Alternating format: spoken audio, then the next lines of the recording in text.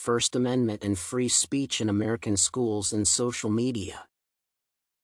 One important constitutional right in the United States is the First Amendment. This is imperative for the country's citizens as it guarantees them fundamental civil liberties and rights such as freedom of speech, religion, assembly, and the right to address the government. Thus, it guarantees all people the necessary freedom in the country and allows them to express their opinions as they wish. What is described in the First Amendment is civil rights because it provides people with specific powers that no one can take away from them.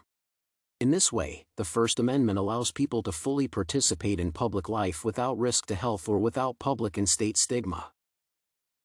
One of the famous cases of the U.S. Supreme Court associated with the First Amendment is Tinker v. Des Moines Independent Community School District.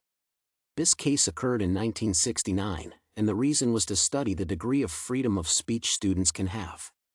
The case gained publicity as several children in the city wore black armbands to express their opinions against the Vietnam War. However, this was why the school removed students from lessons. This is relevant to the First Amendment because the decision to suspend students directly restricted their right to freedom of speech. After that, a trial began where the Supreme Court ruled based on the First Amendment that the rights of people to free speech are imperative and are present in any place, including at school. This decision established that students have the legal right to express their opinions about what they want. The current social media restriction policy affects the influence of the chosen constitutional right.